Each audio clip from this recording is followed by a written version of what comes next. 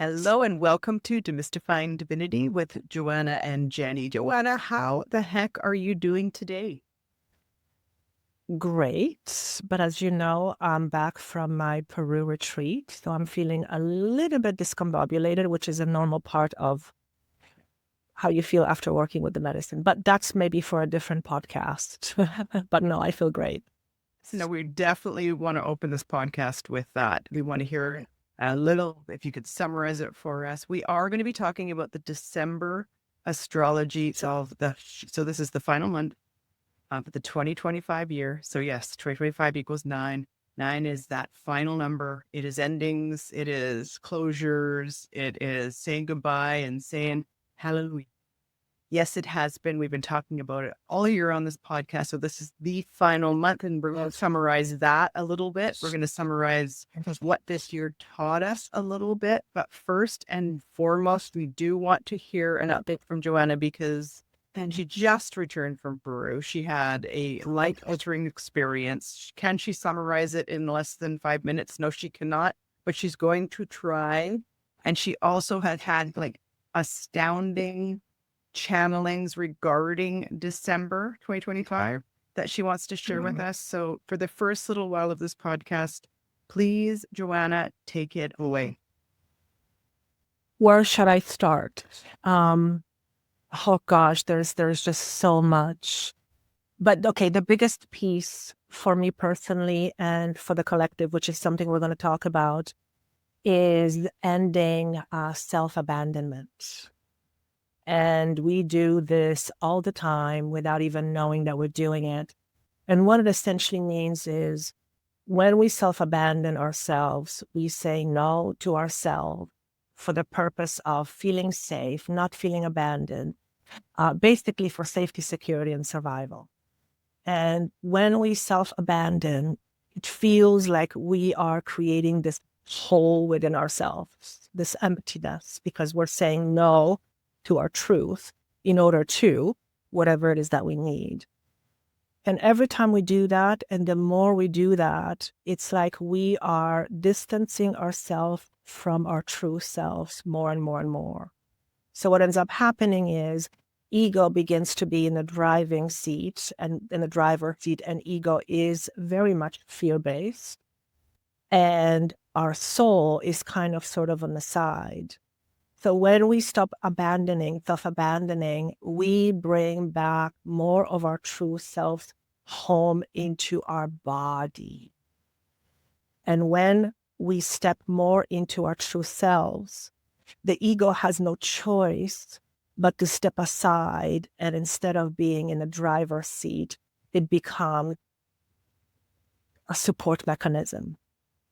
So when we embody more of our true selves, more of our nature, our divine nature, what ends up happening is we begin to lead and live our life from our soul's perspective versus from our ego's perspective. And we often talk about ego. Some people say, get rid of your ego. No, no, no, no, no, no, no. Absolutely not. Ego is a very important part of this human life. It's part of its human existence. Unfortunately, through many, many, many eons, we have trained our ego to be in the driver's seat. And when ego is based in scarcity and fear, we will be living our life from that perspective. And I don't know about you guys, but I'm pretty sure Jenny and I do not want to live from the space of fear of scarcity. Why? Because when that happens, we create our life based on that. And ego is very limited, soul is very expansive, spirit is very expansive. So we want to create from a space of expansiveness versus a space of limitation. In other words, if you were in a prison, you wouldn't be in a position to create a lot because you're in a prison. When you step out of a prison, you have a lot more ability to create so much more. So when I talk about the prison, I talk about the prison of one's mind. And we all do it to some extent. The idea isn't to get rid of the ego. The idea is to shift the relationship we have with our ego. So it's no longer the driver. It's more a support mechanism, and the soul becomes the driver. And soul is very expensive, like I said. Does that make sense? Yeah. Yeah. I mean, huge concept. Like what you're saying, these are like it's philosophy at its finest. But I am following what you're saying, and I couldn't agree more that this is the final lesson almost of 2025. It's the embodiment of everything we were encouraged to let go of and release of 2025, and now here we are. Have we embodied it? I really feel that this year was the year to do just Yes. Yes. And I'm being asked to explain a little bit what the embodiment really means. Most of you listening already know these concepts. You understand the concept. It's moving from the conceptual framework to embodied, felt perception. So it's no longer what you know, it's what you live. And that's a completely different animal. So living from the heart space, more so than living from the head. And we talked about this before. We live from the head almost always because we are not safe being in the body. And the reason why we don't feel safe being in the body is because our bodies are constricted by holding on to a lot of unprocessed fear-based emotions. And when those fear-based emotions are not processed, it's too much for us to feel that till we go into our head and we intellectualize how we feel. But by intellectualizing how we feel, we never process the energetic component. It has to move through the body. So and there was a point on the mountain where I had this profound realization. Again, I knew this in my head, but it was in my body. And I realized, and I think I actually said out loud, why is it so painful to be in the heart at first? And what came to me was, because when we are in the body, we get to feel everything. We get to feel, and we are feeling creatures, not thinking creatures. Yes, we are thinking, but we are here to experience feelings, because in the spirit world, we have understanding concept, but we don't have bodies to feel through. So we are here on a feeling journey, on an emotional journey. In fact, when I connect with higher beings, their emotional fluctuations there's no fluctuations. It's just stability, right? Humans have this up and down, and somewhere in between, a galore of different feelings and emotions. And as weird as this is going to sound, this is actually a gift of being a human being. Now, I know some of you are saying, what the hell? I don't want that. It's a feeling experience. It's not a thinking experience. Does that make sense what I'm saying? yes. And then to say what you were saying at the beginning, when you don't self-abandon yourself, it means you don't self-abandon your feeling. So if you're feeling something, and you got to have that difficult conversation, or you have to make that decision you've been avoiding. You're no longer avoiding it. You're no longer self-abandoning yourself, and you do it. And that's how you embody it. So like Yes. feelings, feeling your feelings is one thing. And then how do you embody it? Well, you have the discussions, you make the decisions, you're no longer abandoning yourself. So I love how Yeah. that all ties together with Yeah. all the things that you embodied when you were in Peru and sharing with us. I feel like that's what 2025 was about. Yes. Yes. Letting go of self-abandonment is the greatest gift anyone can give to themselves. If there's anything you want to quote unquote do, even though it's not about doing, it's stop abandoning yourself. And that's the conversation we can get into more depth in another podcast. But for example, self-abandonment is when you say yes, but you really mean to say no. Now, that's not black and white. It's not always easy.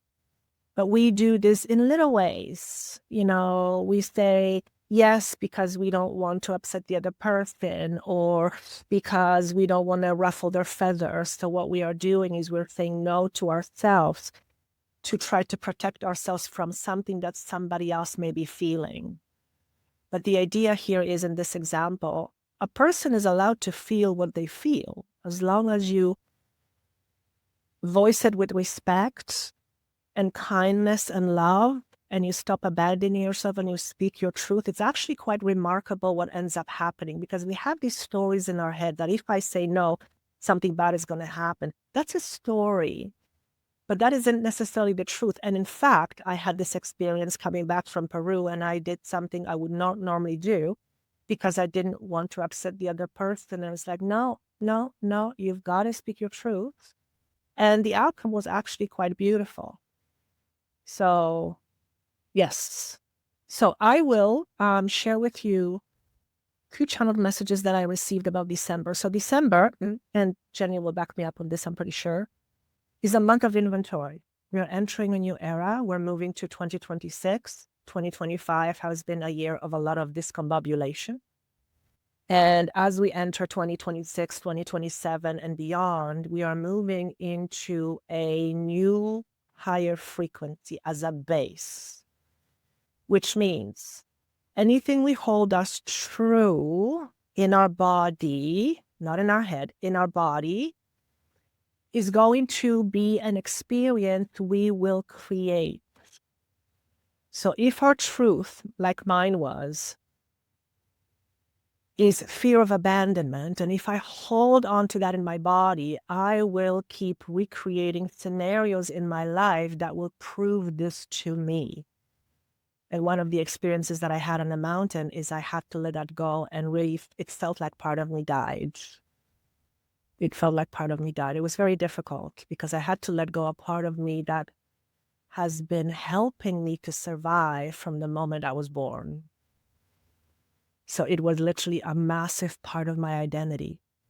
And it was shown to me as this being, fear-based being, just holding me as a baby, protecting me. And I said, I think it's time for me to let you go. And I had a hard time because it's like, this is how I identified all of my life. What am I without it? And this thought form said to me, you are a big girl now. You can handle this.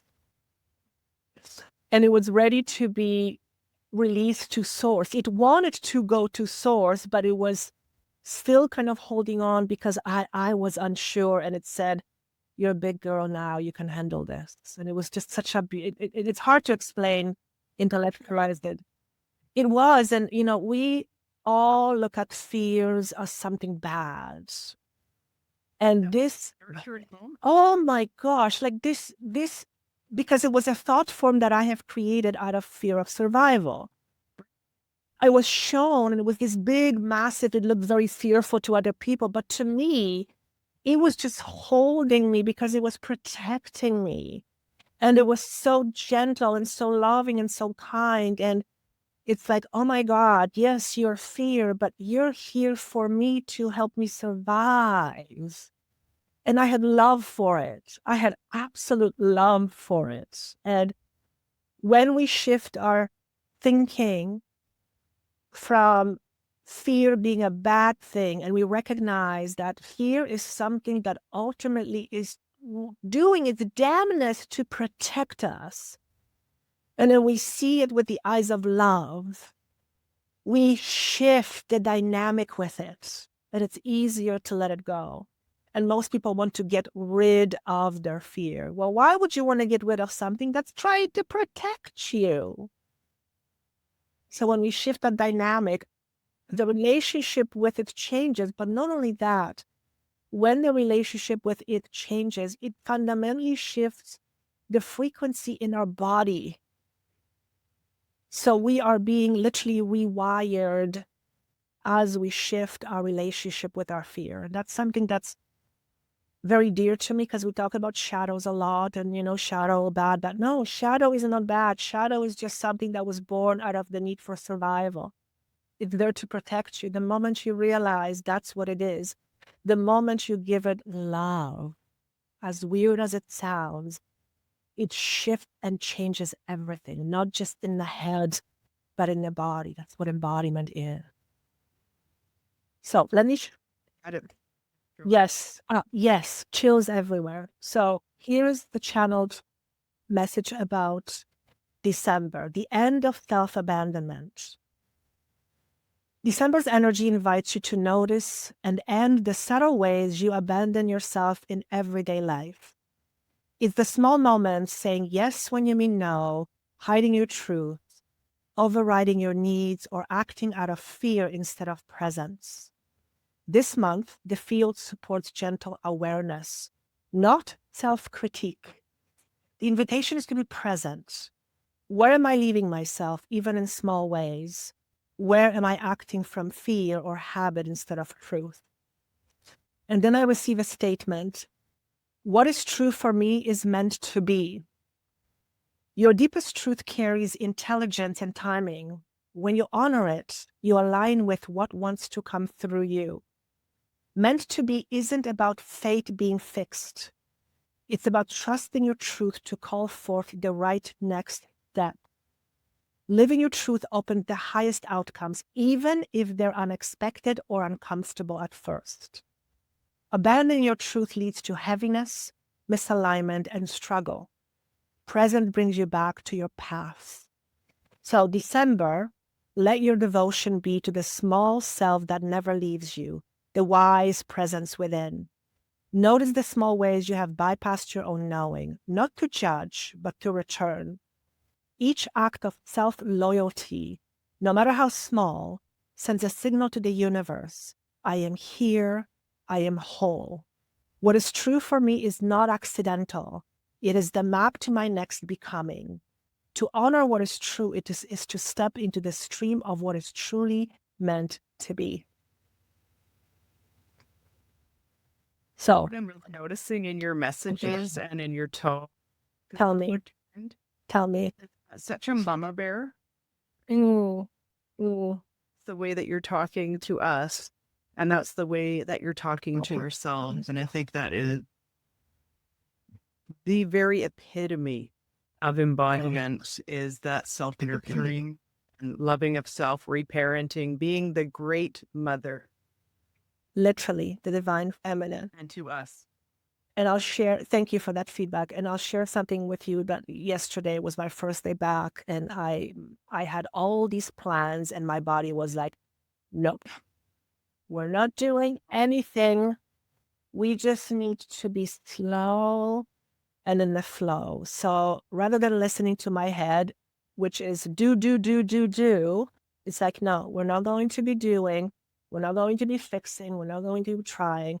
We're going to be. And I was thinking to myself, my God, I was feeling so full of myself. Now, let me just explain what that means.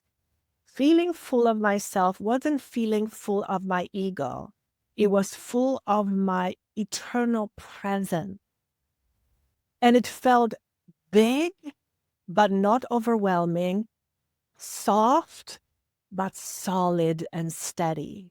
And kind of like you explained, the mama bear without the it was just like this beingness and being absolutely fully present in my body. It's the first time in my life where I felt fully present in my body and I felt absolutely safe. And most people don't feel safe being in their body. That's why they conceptualize their feelings. Yeah. So much in our head, and then therefore we feel unsafe in our physical reality. That's right. Because safety is something that's felt. It can be understood, but it has to be felt. And in order for safety to be felt, we have to drop it from our head into our body. And when we have a lot of unprocessed fear-based feelings and emotions, it's very difficult to do that because most people actually don't feel safe to feel all those things. For many of us growing up, feeling was not safe. So we went into our heads. So we're entering a brand new era of more embodiment, heart space living. Again, ego is still there. It's our pet. It has its function. It's really important, but no longer the driver. So that's the message for December. Sorry, guys, my nose is running. I maybe have a bit of a cold here after my nose. Yeah. I love, because I had a plant medicine journey earlier in the year from you, and I connected with Mother Gaia. Like, that was my connection.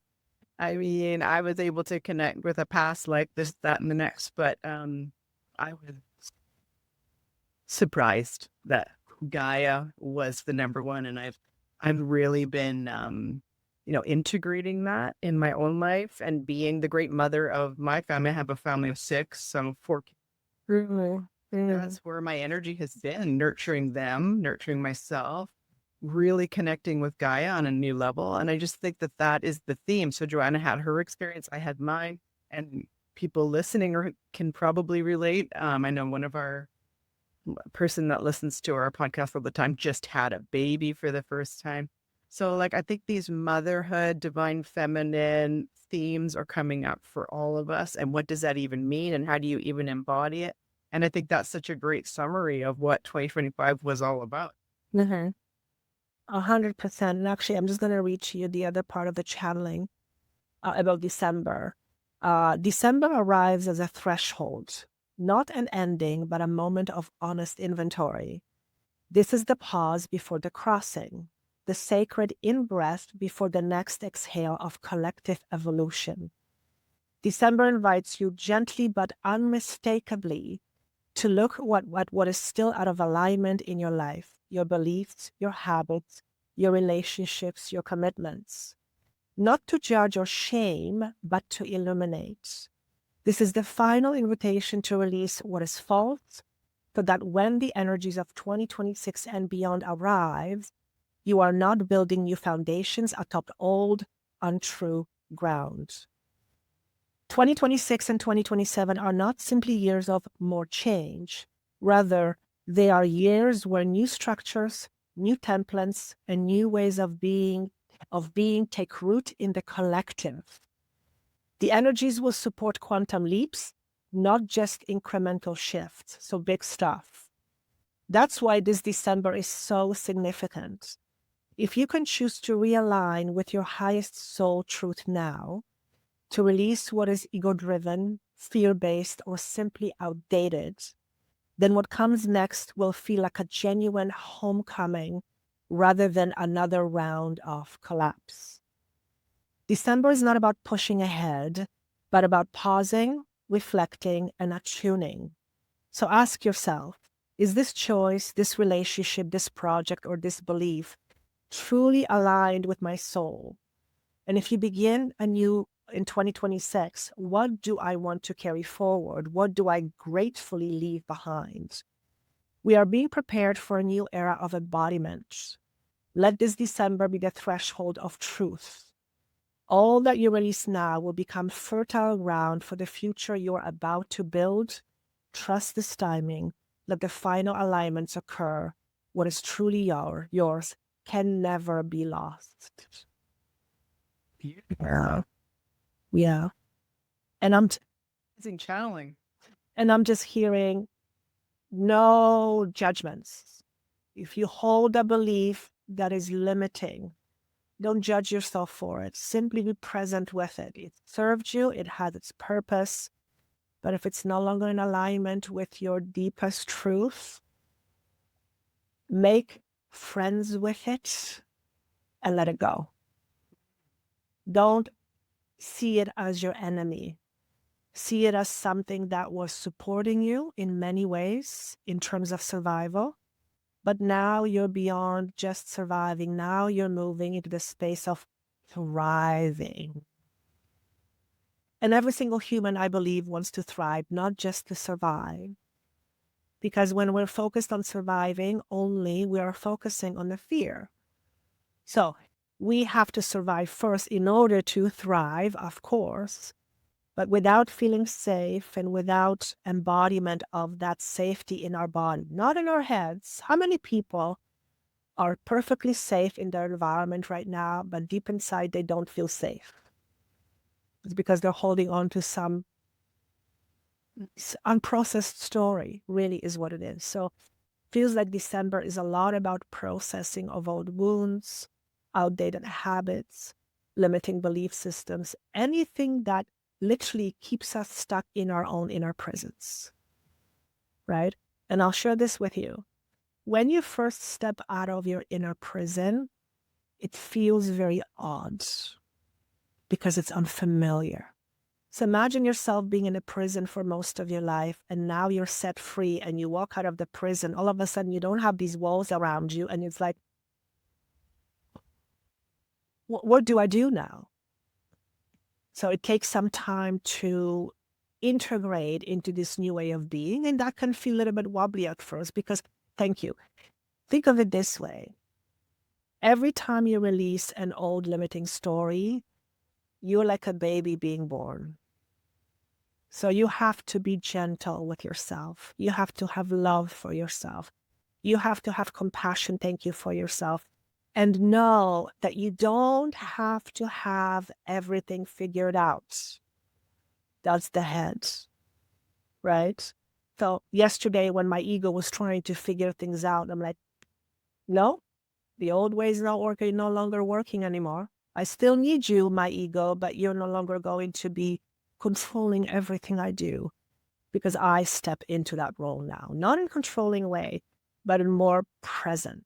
That feeling of just, it's hard to explain into words because even trying to conceptualize it almost limits how I'm feeling. But we have to use words to to evoke what it is that I'm trying to express. Anyway, does that make sense? It does. It does. Summarize the December energy beautifully. We're going to go through the December astrology here. And then every single Tuesday morning, we drop a new episode of this podcast, and we're going to be supporting you through this new energy of 2026 soon. And I couldn't agree more. That's what the astrology says as well. Do tell us. Not endings. It's not all the endings and the tidying up and the closures that 2025 urged us strongly to do. It's new beginnings, 2026 and onward. So what you channeled is exactly what the stars are saying. So Tell us. Yes, and I'm going to have a shameless plug here because I will also be supporting you with my new moon journal. Yes. Drum roll. 2026 moon journal. So last year, this was a big seller. Thank you to all of you who bought my 2025 moon journal. And I walked you through, what is the moon in astrology? Well, spoiler alert, it's the queen. The sun is the king energy in everyone's chart. And the moon is the queen in everyone's chart. All the other planets and asteroids are simply servants to the king and the queen. So that's why we work with them.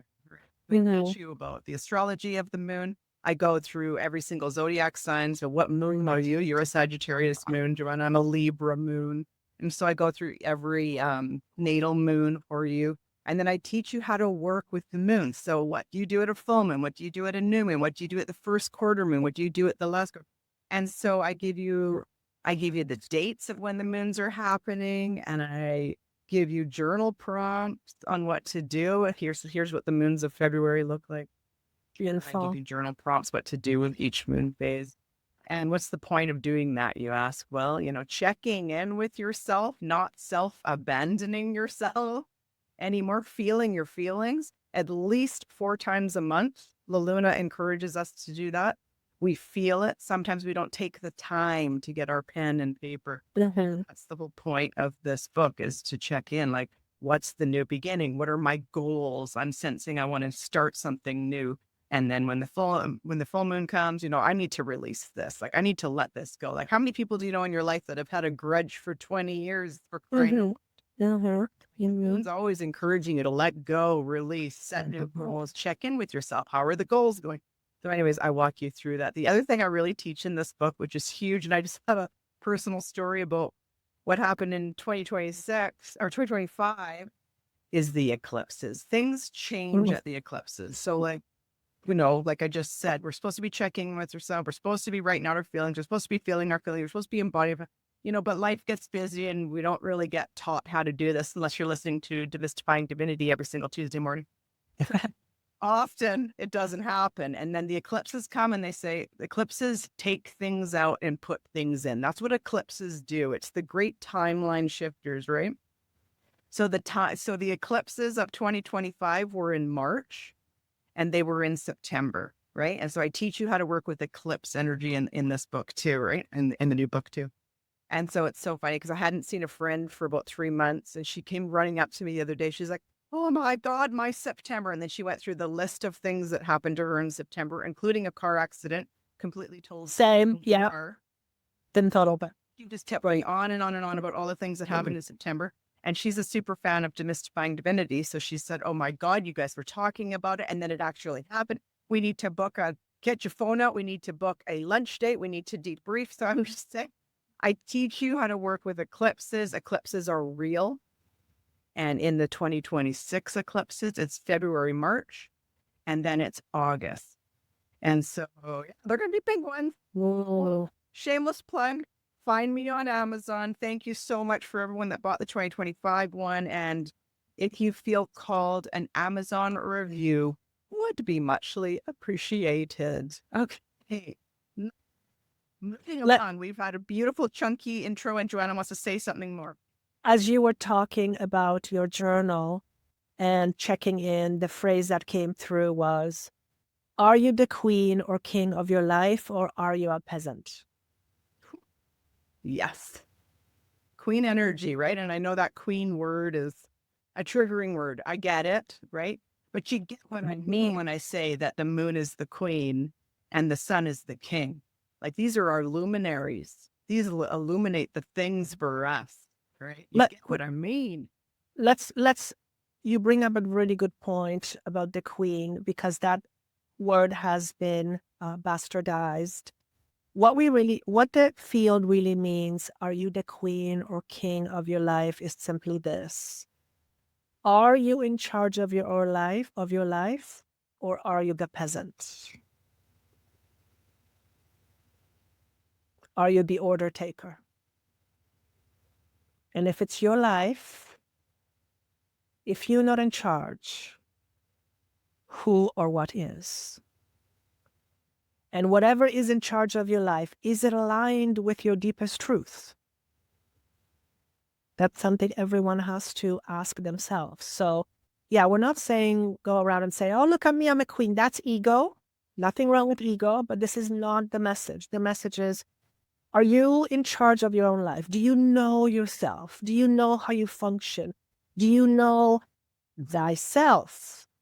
Because when you know yourself, you are truly in your power. You can be faced with a situation where you decide you're going to do something, but it's not really what your preference is. As long as you do it consciously, as long as it's not just a reaction, you being conscious of that doing, even though it not be preferred, is you being in charge. Because being in charge doesn't mean that everything is going to go your way. That's not how life works. Doesn't work that way.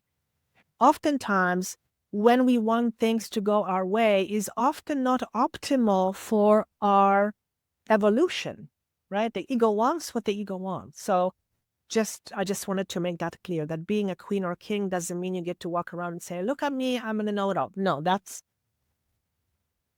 ego in action. Again, nothing wrong with the ego, but yes, are you in charge of your life, or is somebody else's story in charge of your life? Is somebody else's belief system in charge of your life? And if it is, make sure it aligns with you. Because if you're not in charge of your life, that's why I go over at each natal moon leaders with you. It really helps you get into your feelings and feel your feelings. When you can feel your feelings and embody your feelings, then you know what to do. Then you know what to say. Then you know how to make a decision, right? That's the beauty of working with the moon and the sun, because it's the great divine feminine, it's the great divine masculine working together in sync. So how do we do that? They don't teach us how to do that, right? No. They just don't. So feeling your feelings and embodying them, and then going ahead and doing the damn thing and living your life the way you want to live it. That's true.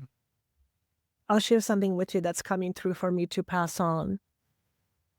Believe it or not, many, and I would almost say majority, but I can't prove it, actually are afraid of being in charge. because it means they get to be responsible for their decisions. So my work over the years has evolved massively, where in the past people would come to me and say, tell me, what does spirit want me to know? That's you outsourcing your power. I don't care what the being is. So that's one way of bypassing yourself or self-abandoning. No, there's nothing wrong with asking for guidance. Absolutely. Sometimes we need guidance. But if you're going to psychics and mediums, nothing wrong with that, by the way, and you're saying, tell me what spirit wants me to know, you are giving your authority to some outside source. And I don't care what it is. Because whatever being works out there is nothing less, it's no more than you. You're equally as powerful. You just may not know it or believe it. So by all means, go ask for guidance, but don't outsource your life from outside source. There. Amazing. Well, that was a big chunky intro. We had to. Okay. Yes. Absolutely had to, because frankly, what a year this has been. 2025 equals 9. Have I said that like in every single I have? And it means endings. And I don't mean divorces, but I do mean divorces. And I don't mean job loss, but I do mean job loss. Yeah. I'm also talking about like that grudge that you held for 20 years is going to be gone. I also mean things like a mindset shift that you never thought you'd have. You now have. I also mean like you understood it because you wrote the book on it and you got the PhD and you did the dissertation in it. You've now embodied it. Like that's the kind of change that I'm talking about. All of it. All of it. All of it. And metaphorically, all of it. Yeah. Like what have you divorced yourself Yeah. from?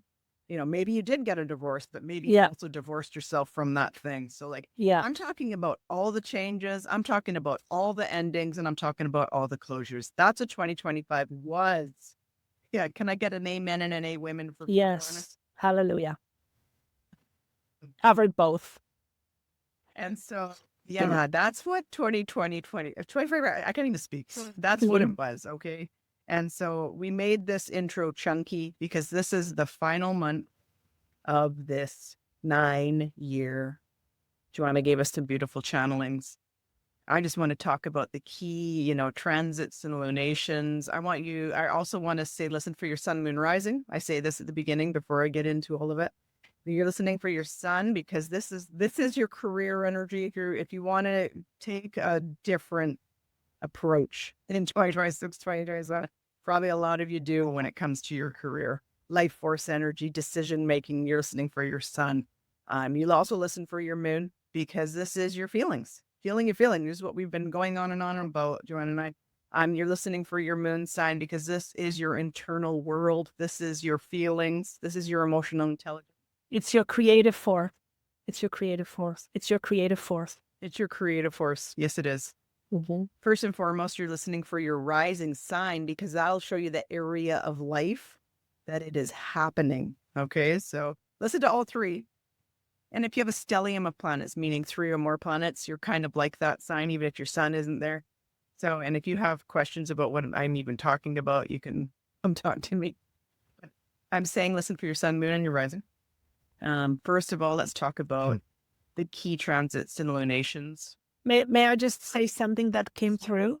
Do you feel it would also be helpful for people to listen to their North Node and tell us, that's what came through, and tell us why. My North Node, yes, because I'm like, the North Node is your North Star, and I always say, like, I do these readings with people, and we have these consults, and I'm always talking about the astrology, but then I always say, hey, if that was just like a bunch of mumbo jumbo, like, in the peanuts, no problem. All you got to remember is what I said about your North Node, because that is your North Star. That's where you're going.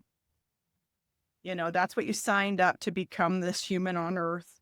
You signed up to go do that thing, and your North Node energy doesn't feel familiar. Your South Node energy feels very familiar. And a lot of people get stuck in their South Node energy. It doesn't make you a bad person. It just means that you're living in survival mode.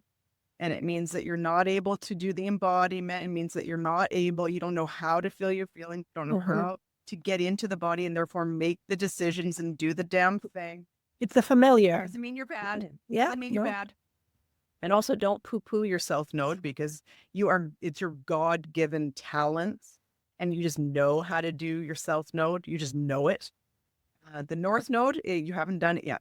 You can here to evolve your soul to get there. So yes, listen to your South Node. Thank you, Joanna.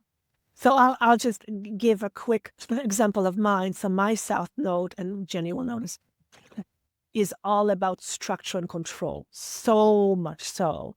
My North Node is about releasing the structure and control and being more in the flow without the mind trying to grab onto everything. So of course it's challenging, because it's like I've depended on my South Node. I know it. I do it without thinking.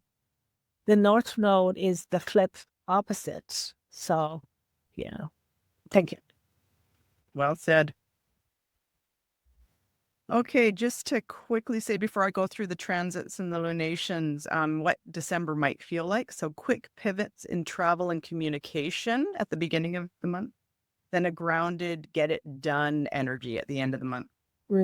Keep your plans flexible early in the months, and then you'll be able to commit later in the month. So that's just a quick before I go through, we're talking like immediate energy, just what's happening in December. Full moon in Gemini on December 4. Neptune stations direct December 10. Mercury enters Sagittarius on December 11. Mars enters Capricorn on December 14. New moon in Sag, December 19. And then we've got Sun enters Capricorn. This is the solstice, okay, on the 21st.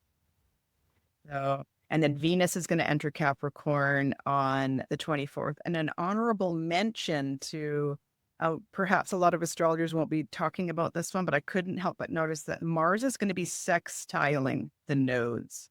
So when the planets have sex, it's good for us. It's Yeah. and that's on December 31st. So like your New Year's Eve, people. You might feel some destiny. You might feel like life is turning. It's like literally the last day of the whole year with Mars sextiling the nodes. You might feel like, hey, I'm finally feeling it. Like literally the last day of the year, like all that work I did in 2025. Hey, I might feel like it's actually going to happen. So you might have really good New Year's Eve. Isn't that funny? And isn't the three-eye atlas supposed to be the closest on December 19th or something like that? Which is supposed to, quote unquote, amplify everything. So throw that into the mix. We talked about that on one of our podcasts earlier, and it's the galactic center. It's 27 degrees Sag, so it's the 19th of December, and then that's happening. The new moon is Sag is happening on December 19th. That's when three-eye atlas is closest to the sun and the moon. It'll be, because whenever it's a new moon, it's the sun and the moon together. So the king and the queen are together, and three-eye atlas is close to it, and that's the galactic center. And expect it to be magical. And definitely with the book here, I teach you how to use new moon energy. And spoiler alert, if you are not getting the book, with a new moon, you set intentions, you set goals. Yeah. And so you're going to feel it on that day. We're going to get into that for each of you. And for those of you who want to know a little bit about the three-eye atlas, which is something that I channeled 2-3 weeks ago on my channel, Joanna the Healer, there is a video that I posted about what information came through regarding the three-eye atlas, and it was actually quite remarkable. Something I never do, but it kind of came to me. So it's a brand new energy. Yeah. Yes, it is. It's brand new. And it's just so funny. It's the end of so that's the end of this year that we've had. We've had quite a year, haven't we? And so that new moon on December 19th, which is also when three-eye atlas is closest to the sun and the moon, that you're going to feel it. That's going to be the new energy. So get that pen and paper out, write those intentions. And then again, that last day of the whole year, you're going to feel some kind of a destined decision-making with Mars, because Mars is another divine masculine energy. Mars does things. Mars does not sit around. Okay. Mars has fire and passion. And so you might be feeling that. It's like, finally, I know what to do. I have made a decision. I'm going to do the damn thing. That's what is coming through right now, is that many of you may feel this gravitational pull towards something you have been wanting to do manifest. But it'll be like I said, like you're really being pulled. It's unmistakable, like this pull. That will everybody experience this? Probably to some degree, some more than other. But if you're feeling in a month, later part of the month of December, if you're feeling pulled towards something, you're like, I don't know where this is coming from, at least investigate it, because it's like your soul is calling you. It's like your soul is calling you. That's what I'm receiving. I could go through, we're going to go through all the things, but just one last tip before I get into an all signs forecast here. Launch your ideas around this new moon that we're talking about. You know, it's a magical new moon, this one. You know, lock in your budgets and project your milestones after the solstice, because Capricorn energy is. Capricorn's the goat. There's nobody better than the goat. Grace of all time. So, you know, before the solstice, at that new moon, dream big, write down your intentions for a magical new year to come in, and ideas and all that stuff. And after the solstice, you'll start to feel like, okay, I can really build this. I can really, really build this. So it is a great final month for all of us. It's been a year. Thank you for saying the last piece, because coming back from Peru, my body's like, we're not doing a goddamn thing. We're just going to be EVM. And my mind is like, nah, nah, nah, nah, nah. So it's like, thank you for confirming that it's okay for me to just rest, to attend to my own body's needs, because the body is very intelligent, and time for doing will come. So it's almost like you give me permission to not do much. Thank you. Permission. I'm giving you all permission to really feel into your feelings. We have one more month of this. Like, it's like, this is the final finale of 2025, this December energy, and we really are being called. And, you know, going back to Joanna's channeled messages that she read through, this is the final to feel the feelings, to truly embody it. We're not going to have the luxury, quote unquote, of sitting here feeling into our feelings. Like, it's not, that's what 2025 was, to let life lead us. 2025 was allowing us to look at the triggers, to say, hey, trigger, how do you do? And hey, trigger and shadow, let's talk about it. Let's feel it. Let's feel into it. Let's be lazy and sit around and journal. Okay, that's not what 2026 and 2027. Yeah. And without guilt, I have to just add this, without guilt, because there's this guilty thing of, what if I don't do anything? Does that mean I'm lazy? That's all programming, because the ego is structured on do in order to receive, feel worthy, blah, blah, blah, blah, blah. This is moving from doing, not completely, but into a space of beingness. It's a completely different animal. It doesn't mean we don't do, but we're not doing it out of being frantic. We're doing it out of the space of beingness, higher wisdom, being settled in our bodies, being solid, feeling safe, feeling firm. And we all know that when we make choices of decisions out of frantic space, it often doesn't really work out very well, right? Sometimes it's necessary, but it's just doing things from a very different space. And I'm getting the word coalesce. What does coalesce mean? Good word, coalesce. Yeah, do you know that one up, everyone? Yeah, what is looking it up? I'm gonna say, oh, like, this is the final month for us to, you know, I'm using the word lazy, but in the most loving way. Like, we're not good. We're going to be surprised how we're going to be building our new structures, building onto our careers. We're going to be very surprised how it's all going to come together. So let's just deal with those last little wobbles. And what does coalesce mean anyways, Joanna? Means to come together and form one whole, to unite or to blend into a single group, substance, or idea. It is often used to describe separate things, ideas, energies, people, or physical substances that merge and become a unified field. Yes. Yes. All right. All right. That's exactly what we've been trying to say. Okay, we have made this very chunky and juicy beginning. So I hope y'all don't mind, but, like, come on. What a year this has been. The changes for me, myself, and I have been, it's mind-blowing how many mindset shifts that I have changed within my own heart. My nervous system is a different nervous system at the end of this year. It just is. So You have rewired yourself. You have rewired yourself. rewiring. Mhm. And it's like, I will say before I go into the all signs forecast, because I saw this trend with my clients, it's just like, it's the stuff we thought we did like years ago. And it came up this year to finally be fully felt so that we can transmute it. Like it's the stuff that I thought I had dealt with. And in many ways I did. In many ways it got me to where I am. Holy moly, has there been an ending to the old shenanigans that Jenny used to do, the way that I used to react. You know, I have now learned to respond. And So I'm hearing, different nervous system that I have this year. Thank I'm you, hearing, 25. yes, I'm hearing somebody might be asking, well, how do I rewire my nervous system? Thank you for asking, whoever you are.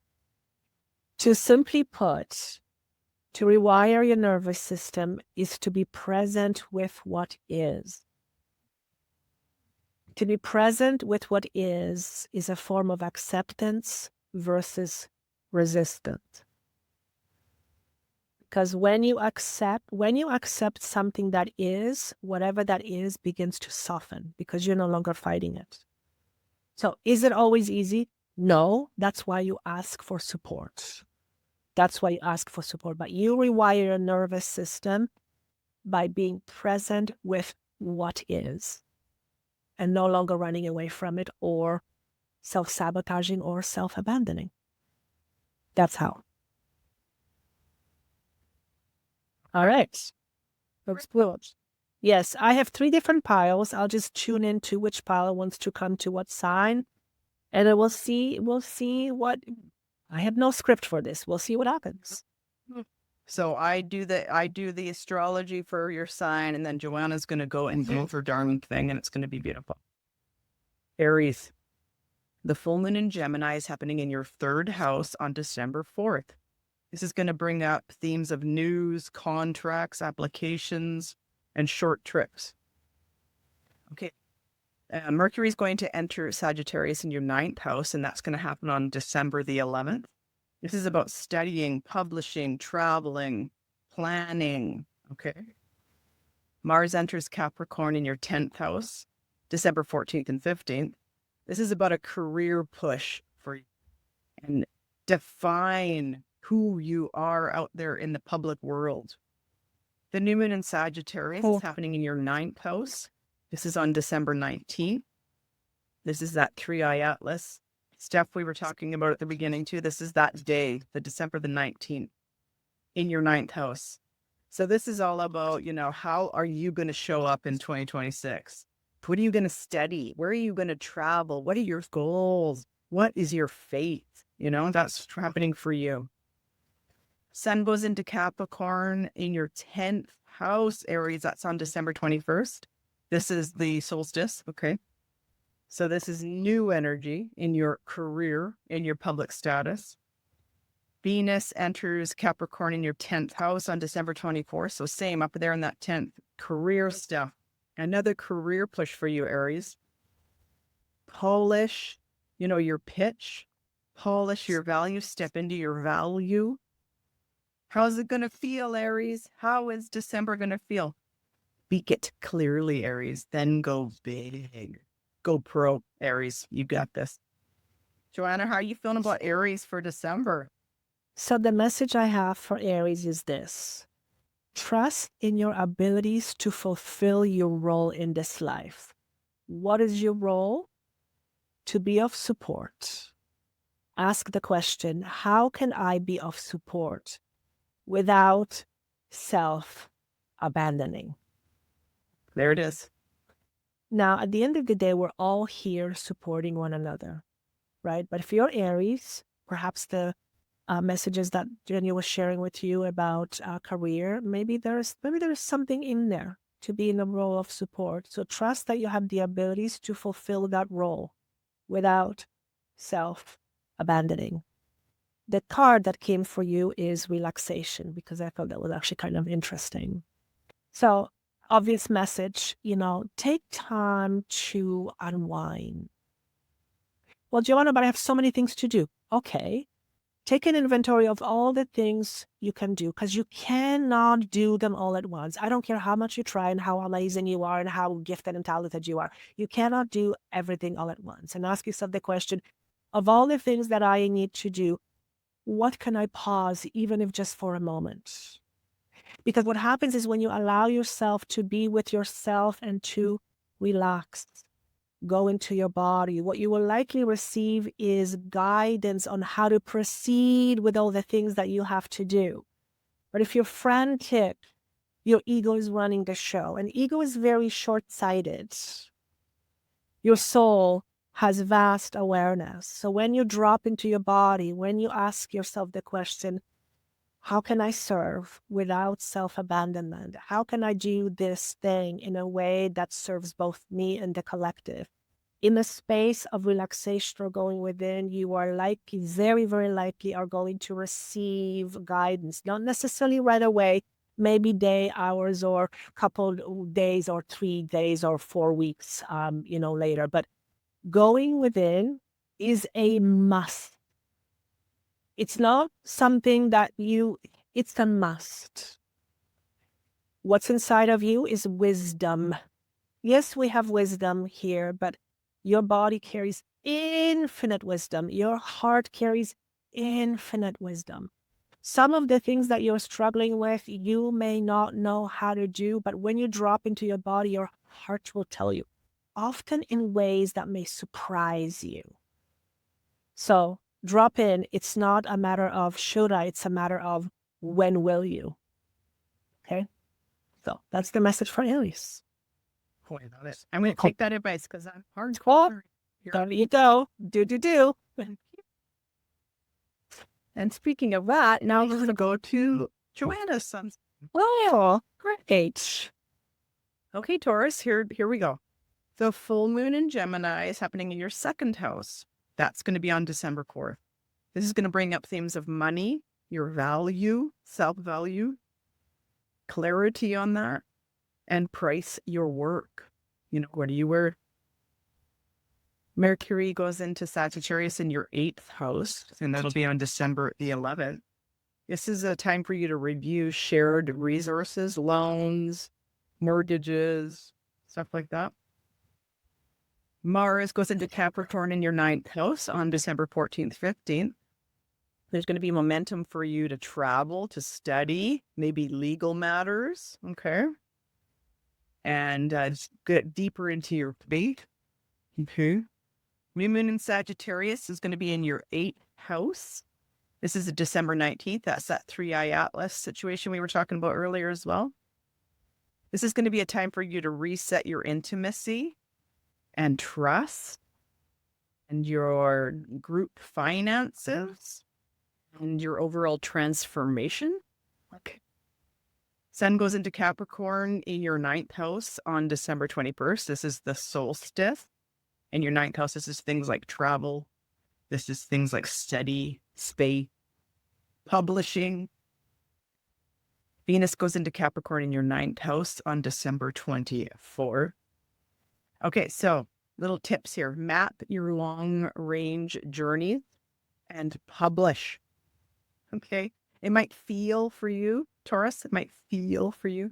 You're going to have some truth about your financial life. There's going to be a deeper trust overall that you're going to embody. Then your horizons are going to widen. Okay, Taurus? How are you feeling into that one, Joanna? I know you're a little bit biased because you are such a Taurus lady. It's funny because the words you're using are the words that came through. So Taurus, first and foremost, fill your own needs first. What do you need to feel good? Okay. And I'm not talking about you need a drink. That's not what I'm talking about. Okay. You are being prepared for 2026 and beyond. Safety is your priority. Safety. Do you feel safe in your own body? If not, look at it. You talked about trust. In order to trust, we first need to feel safe. So my thing was fear of abandonment. So I was always like this. Therefore, I never felt safe in my body because fear was driving. So I had to face it. I had to be with it. And then by facing it, I released it. So trust comes with safety. If you don't feel safe in your body, but your environment is fine, then you owe it to yourself to ask the question, what is it inside of me that tells me that I am not safe? What fear is still lurking behind the scenes that's trying to protect me for sheer survival? And don't blame yourself, don't judge it, just simply look at it, because the moment you start to look at it and be present with it, that in itself is a form of release because you're no longer running from it. Maybe you were abandoned when you were young and you kind of stuffed all those feelings somewhere when you can't see them. This is about being present with what is, no longer running away from it. And you want to do this before the next year, because remember, what you hold true in your body is what you will create. And when we don't feel safe, we naturally and automatically hold ourselves back. There's just no other way around it. So the safer you feel in your body, the more open you are to receiving. And who doesn't like to receive? It opens your heart. So I will take that. Thank you. And that's a message for Taurus. So the card is actually interesting. Evolutionary downloads, recalling your power, future thinking. Beautiful. So likely you will receive some, I want to say, much needed downloads, something that you may be expecting, but also not expecting. Some new information is likely going to flow to you that you're going to go, I never really thought about that before. Okay. So be prepared. Fun times. All right. We've got you, Taurus. Gemini. Full moon in Gemini. See, this is happening in your first house on December the 4th. This is about a personal reveal or a decision for you to make. Refresh your image. Okay. Gemini. Mercury in Sagittarius is happening in your 7th house on December the 11th. This is about negotiations and heart-to-hearts. Mars goes into Capricorn in your 8th house on December 14, 15. This is about power moves and merges and investments. New moon in Sagittarius will be happening in your 7th house. So this is on December 19th. This is also that sorry, can't even say it. The AI Atlas, right? What were we talking about? That same day, that December 19th. And for you, it's all about new partnerships. This is a chapter in your, say you've been married for 20 years. It's going to be like a whole new marriage, or maybe you're going to get married, or maybe you're going to have a new business partner. For you, big moves with your partners. Okay. Sun goes into Capricorn in your 8th house. This is the solstice on December 21. New chapter, new stuff for your 8th house. This is intimacy. This is your chunky money with your partner. This is your whole transformation of self. Venus goes into Capricorn in your 8th house as well. That's on December 24th. So overall, deepening your bonds, structuring your commitment is going to feel. It's also going to feel like me first leads to we power, right? So away from me to we. So big moves for you, Gemini. What are you feeling? I noticed some moments over here for you. Are you getting the same kind of stuff for Gemini, Joanna? Complementary. So first and foremost, no more back and forth. No more oscillating. Okay. Trust in your own intuition.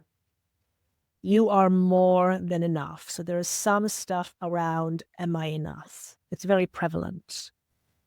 Believe it. You are more than enough. You are stepping into a new threshold. And what I wrote is total system rewiring. And last but not least, please, please, please, please, please, please, please, let go of guilt. That was one of the things that I had to let go of, and it was quite difficult. Let go of guilt. Actually, I'll share this with you. When I was in a ceremony and I asked the shaman, I said, if I no longer hold on to guilt, does that make me a bad person? Just that question alone. If I no longer hold on to guilt, does that make me a bad person? How screwed up that is, right? So, if you're holding on to guilt, examine why, have remorse, recognize what you've done that maybe you wouldn't do again, or maybe the guilt that you're holding on to lightly is not even yours. Let it go. Why? Because it limits you severely. Severely. And guilt is one of the lowest vibrating frequencies on the Hawkins scale. Guilt is very, very low vibrating. It keeps us stuck. So please do yourself a favor. Let go of guilt. If you don't know how, Jenny or I, we write to us, contact us. We can definitely help you with that, or somebody else. But don't hold on to guilt because it perpetuates your stuckness. And you are here stepping into new thresholds. So this has got to go. There you go. Big stuff. Love it for Gemini. Cancer. Okay, full moon in Gemini is happening in your 12th house on December the 4th. This is all about rest, release, complete it, let it go. Mercury in Sagittarius is happening in your 6th house on December the 11th. This is about streamlining your systems, delegating out, if you catch my drift. Mars in Capricorn happens in your 7th house on December 1450. This is about partnership effort, accountability, taking responsibility where responsibility is needed to be taken. New moon in Sagittarius is happening in your 6th house on December 19th. That's what that step we were talking about, the 3-eye atlas happening as well. So this is all about your health, healthy mind, body, spirit. This is also about your work routines. What do you do on the daily, right? And perhaps at work or your work. Sun goes into Capricorn in your 7th house on December 21. This is the solstice. So this is all about new beginning. Oh my God, look at that. Look at that. And I see a major theme regarding your partnerships, your friendships, your marriage, your people. Okay. Venus goes into Capricorn also in your 7th, your people, on December 24. So agreements will be formalized. That's a theme for you, Cancer. And also, how is it going to feel, Cancer? You're going to restore your energy. Just like what Joanna was saying in the Gemini forecast, what's mine, what's yours? That's going to be for you too. Ooh. Okay. Then you're going to be able to support and build new alliances. You're going to build things with your people. You're going to be able to build new structures. When you understand, when you take that rest to say, hey, what's mine, what's yours? All those themes for December. What came up for you, Joanna, besides the card? So there was something you mentioned right after I wrote it, so I kind of smiled. I don't know if you saw, but proper nutrition, not just food-wise. How do you feed yourself? What do you feed yourself? What thought forms are you feeding yourself without having conscious awareness? A simple one. I'm not enough. I'm not enough. I can't. If whatever you feed yourself, after a while becomes your truth. Remember what we talked about at the very beginning. What you hold true in your bones is a blueprint for your creation. Also, stop overgiving. Examine why you overgive. What is the limiting belief about your need to overgive? And it's almost always tied to some form of safety. So if you overgive because you believe that if you don't, people are going to leave you or abandon you, there is a story within you that's living that tells you so. It's a story. And because it's your story, you can change your story.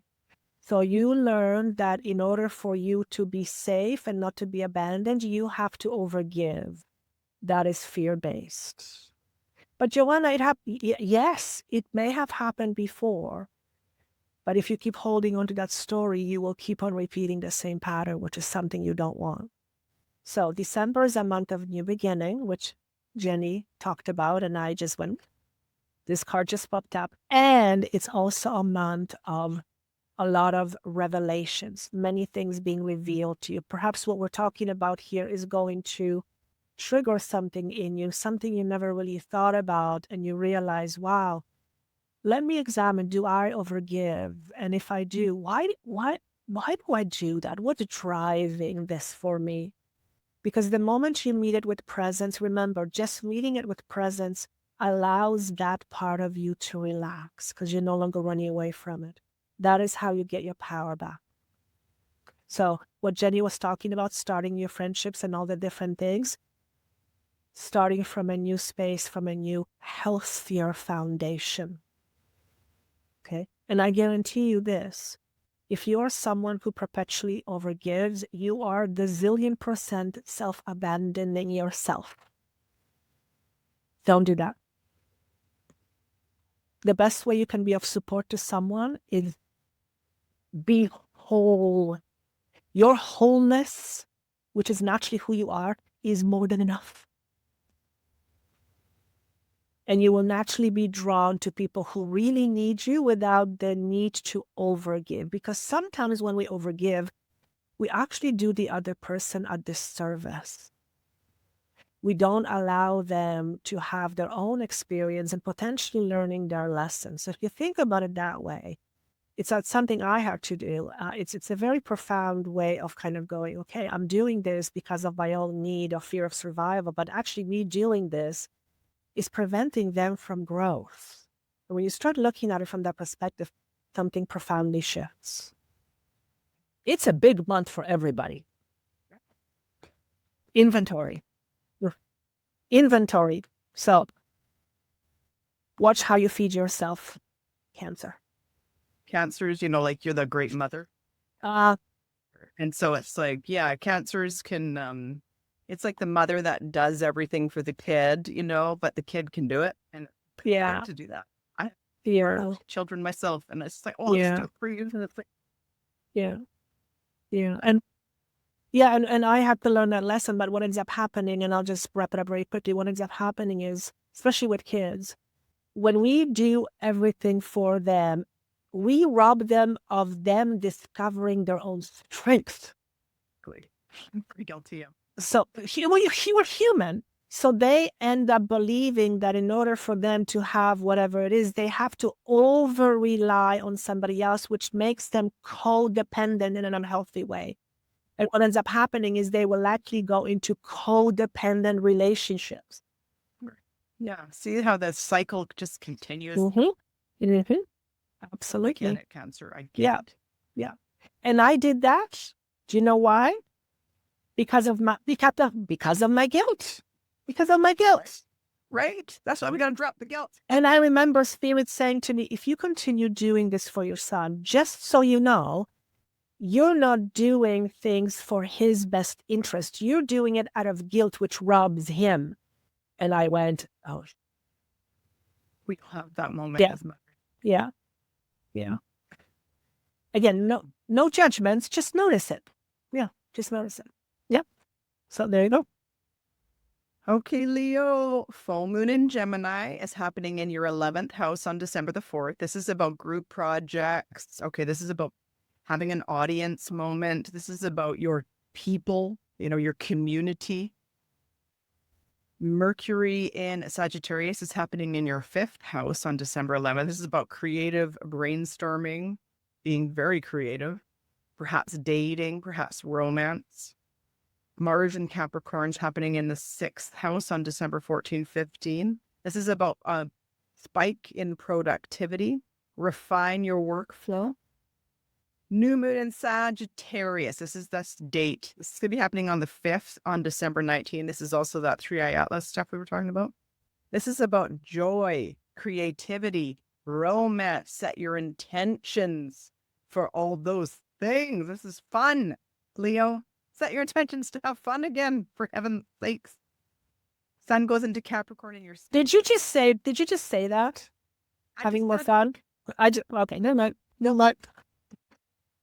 Good plan. And then Sun goes into Capricorn in your 6th house on December 21. This is the solstice. This is about your habits, okay? Your daily habits. This is about your work. This is about your health, body, mind, and spirit, okay? New chapter for all that stuff for you, Leo. Venus goes into Capricorn also in your 6th, all those things, your health, your body, mind, spirit, your work on December 24th. So you're going to be feeling a beautification of your routines. That will equal results, okay? If you slow down a little bit, you take care of your body, mind, spirit, you're going to see different results, Leo. Okay, how's it going to feel? How's December going to feel, Leo? Share your gifts, then make a habit of fitting it into your dreams. So it's a big mindset shift for the Leos. I feel like this is a big one, the big shift for the Leo to get, because you're so creative. Leo, you're so you're the most creative, right? You're the most joyful. And it's just like, have you stepped into that in 2025? Like, didn't you do it? Did you do it, Leo? Because you are you are the fart jokes. Like, pull my finger. Like, it's funny. You're fun. You're creative. Are you doing it? Did you do it, Leo? Sorry. Was I yelling? No. The Leo. No. You're just very emphatic. Are you feeling that too for the Leos? Well, the first thing I wrote is Leo for the month of December is having more fun. Yes. Less in the mind, letting go of the need for perfection. That's an interesting thing. You might experience some temporary stomach issues. And when I tuned into why that is, so some of it may be food related, but what I was getting is, for some of you, there is likely going to be some level of discomfort that you're experiencing about something in your life. What is the discomfort that you're experiencing? Because you're about to shift and have a massive release of burdens. We all carry burdens. Many of those are not our burdens. They have just been passed on through generations. But it sounds like you have an opportunity to relieve a lot of burdens that you have unconsciously taken on from your family ancestry, so that you end the repeating of the patterns and it ends with you. The card is, don't be so stuck in your mind, be more in the flow. So it's fluidity. I have 2 Leos, one of the most important men in my Leo, my partner and my son. They're both Leo. Very much in their head, which is beautiful, powerful, but it can be restricting. Okay. In fact, going into the body for one of my Leos has been something that has been very difficult, and somehow I'm infecting this person with being more in the body and feeling safe in the body so that they can be more in the flow and not so in the mind. Because you guys have a beautiful mind, but it can be limiting in some ways. Okay, so go on with the flow. Have more fun. You know the saying, lay your hair down. Lay your hair down. I think it's difficult for some Leos, because they're very much preoccupied with how do they show up, how do they look. Just like, fuck it, lay your hair down. Here, I said it. There you go. What have I got for Leos this month? Like, this is the final month to really relax into it and embody it. Yeah, I do. You're going to. I know some Leos. Oh, do you? Brilliant. Yeah. Agreed. Yeah. Virgo. Full moon in Gemini is happening in your 10th on December 4th. This is about your career. What are the milestones, or what are the pivots? Mercury in Sagittarius happening in your 4th house on December the 11th. This is about family talks, maybe stuff about leases or move. Mars in Capricorn's in your 5th house on December 14, 15. This is about brave, creative moves. That move word again. Is your heart on fire? New moon in Sagittarius is happening in your 4th house on that date of December 19, the 3-eye atlas thing we were talking about earlier in this video. This is about your house, home, property. Do we need a reset? Do we need a move? Another move word for you? A plan? Do we need a plan about your family, about your house, home, property? Okay. Sun into Capricorn in your 5th house on December the 21st. That's the solstice. The new energy in your 5th. Fun. We were just talking about fun with the Leos. Creativity. What's the new energy there for you? Maybe children. Venus into Capricorn in your 5th house. So again, that children, fun, joy, game, December 24th. So look, Virgo, joy becomes a priority with structure this month. It's going to feel like professional clarity. And then you're going to be able to build your home base, build your family. Okay. And then your needs are going to be met. For you, Virgo. Are you feeling that too for the Virgos? That's literally the message I just received right after before you said it. Hang on one second. We did it again. Yeah. I love how this flows. Okay, so Virgo. Message from the field source. Your essence is pure. You are not, I repeat, you are not a bad person. So I don't know who this connects with, but perhaps there has been a message that was passed on to you in some way, shape, or form that you are somehow not a good person because you've done something or because you didn't do. And you're carrying this almost like a shield. It's an armor. And the universe is saying, your essence is pure.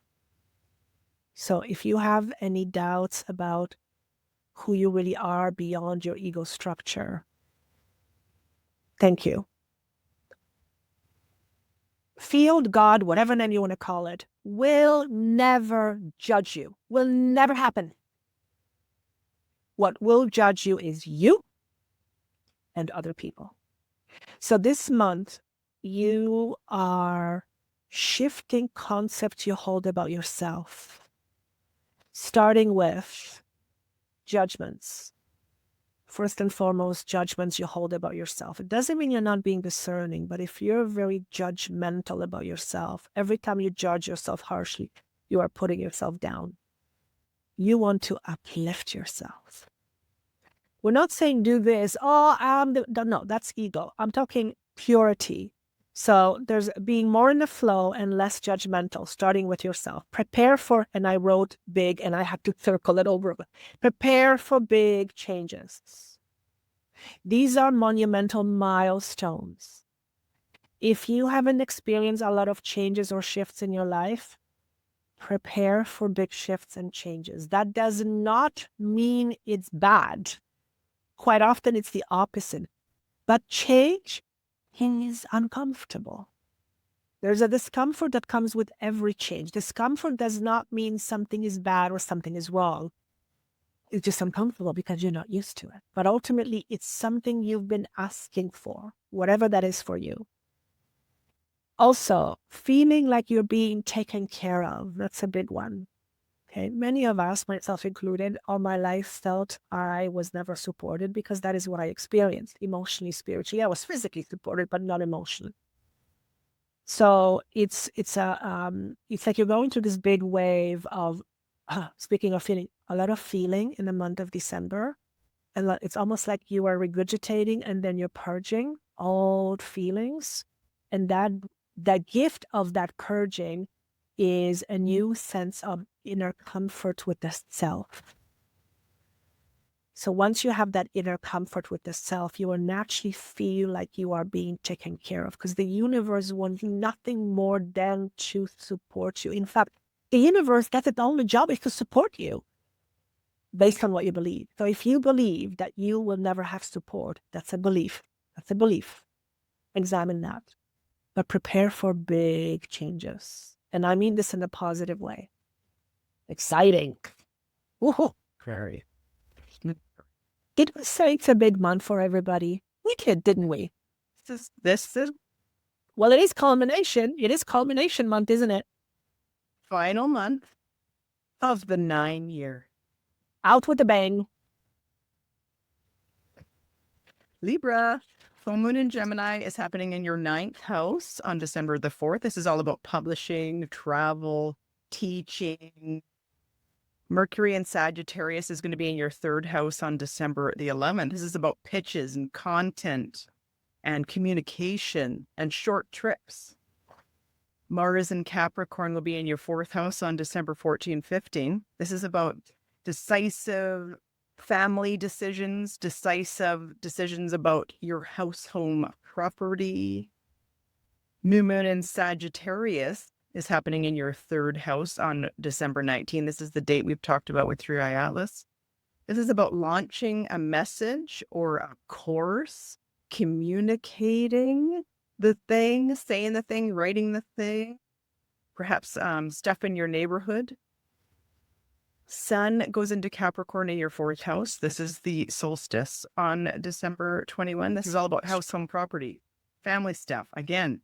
And then Venus into Capricorn in your 4th house. House, home, property, family stuff. That's on December 24. So come on, cozy and elegant structures at your home. Yeah, maybe renovations, maybe new home, but also like family stuff. You know, getting it together with your family. Say it. Make space for what matters. That's how it's going to feel for you, Libra, in December. What are you picking up for the Libras? Hang on. So the big word seems to be success. 1 second. Let me pull a card. So, Libra. Notice what your mind is fixated on. And is it feeding you positive vibes or is it feeding you limiting vibes? We often get fixated on stuff that just perpetuates our negative thinking and believing. For example, if you are fixated on problems, perhaps you want to shift your focus or perspective on focusing on solutions and resolutions. Oftentimes we get stuck about complaining. And when we get fixated on the complaining, all we experience is just more of complaining, which puts us in a very awkward position of, if you're constantly complaining, then, and I don't mean this with disrespect because I've done it for eons, you are deliberately making yourself a victim. So, be proud of your successes because you have many. The reason why this came up is because I feel whoever you are, you either don't believe you are a success or you feel you've never been successful. Let me share something with you. Everything you believe in, and I mean everything you hold deeply as true in your bones, you have co-created in your life. That is a fucking success. Zip. Okay, cards. I think that message speaks for itself. If you define yourself as someone who's never going to be successful, that's you defining yourself. You can change that. When you look at your programming, deeply held programming, and you realize you have co-created almost everything you believe in, how do you not see that as success? The only thing is that you have been co-creating unconsciously, but that's you everything you've created, co-created, you believe. That's success. So the moment you shift what you believe in, not in the head so much, in the body, you, Libra, are going to be fucking unstoppable. And that's a promise, and I don't promise too many things. Okay, message. Akashic records, clearing old stories, releasing past lives, freedom. This just popped up. Nope. The question is, are you ready? I'm claiming it Yeah. because I'm a Libra. I'm a Libra rising. Exactly. We're claiming it. 100%.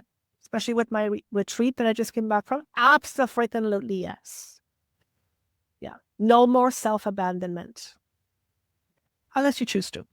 And that's your thing. Perfectly okay. Perfectly okay. All right. Did we say December is a big month? I'm just going to say, like, these readings have been something else. Yeah, they're punchy. Scorpio, full moon in Gemini is happening in your 8th house. This happens on December the 4th. This is about shared resources, taxes and your investments. This is about releasing debt. Mercury in Sagittarius in your second house on December the 11th. This is about money talks, pricing, and offers. Mars in Capricorn in your third house on December 14, 15. This is about sales and local moves, okay? Stuff in your neighborhood, people you know. New Moon in Sagittarius in your second house on December the 19th. That's that 3-eye atlas stuff that we talked about at the beginning of this video as well. So second house, this is your income. This is your value. What is your self-value? And what is the representation of the money in your bank now that you know your value? Sun goes into Capricorn in your third house on December 21. This is the solstice. Okay, this is your third house of communication. This is about your neighborhood. This is about short trips. So Venus goes into Capricorn also in your third house on December the 24th. So this is all about your voice attracts opportunities. Speak it, say it, write it, communicate it. So Scorpio, how's this going to feel for you December? This is going to be about clearing, having clarity, being clear with what you speak. Speak it with value and confidence, and then watch the money flowing into your bank account, Scorpio. And I'm claiming this one because I am Scorpio rising. So, Joanna, away. Scorpio. Let yourself be seen. And I mean really seen. The true you. You have nothing to lose, but lots to gain. We often don't let ourselves to be seen, usually because we're afraid of being rejected. But when you are not fully being you, you are rejecting yourself, and that is the worst type of rejection. The message, the card is self-acceptance. There's something new about to be born as a result of you fully and unconditionally accepting yourself. Good, bad, ugly, all of it. When you accept your shadows, it doesn't mean the shadow gets to rule you. It simply means when you accept your shadow, you're no longer at odds with a part of yourself. You're no longer at conflict. You're no longer at war with yourself. Because when you're at war with yourself, you will never find true peace. Never. Never going to happen. So whatever your judgments you hold about yourself and the fears you hold about others rejecting you, those are your fears. They come from somewhere, yes, but they're not true. Now, is everybody going to accept you? No. They're not supposed to. You're not here to be everybody's cup of tea. But I'll tell you this much. When you show up fully in your presence and you say, this is who I am, take it or leave it. First and foremost, the amount of pressure that you let go of to try to be something or someone to fit into someone else's box is released and relieved. I cannot even put into words how massively liberating that is. Because in that moment, you decide, I get to do me. I decide how I'm going to show up. I am in charge of my life. Does that mean that you're just going to be blunt about everything you say? No, it doesn't mean that. You still have to be nice and loving and all that, but no more trying to hide because you feel that if you show up in your fullness, people are going to reject you. Some will, because they're not meant to be part of your life. And there is a saying, rejection is God's protection, but many will flock to you. And I mean flock to you. Because when you're no longer self-abandoned, people naturally are gravitated to you because the level of frequency you emit is pure essence, love, and just, here's what happens. When you stop judging yourself, you feel safe being in your body. When you emit the frequency of safety, people will naturally flock to you because they will feel safe and not judged in your presence, which gives them the permission to be less afraid of their self. So the greatest gift you can give to humanity, even though you're not here to save the world, is stop pretending to be something that you're not, because you fear that if you are going to show up in your fullness, life is going to reject you. Some will, but that will not be the majority of the case.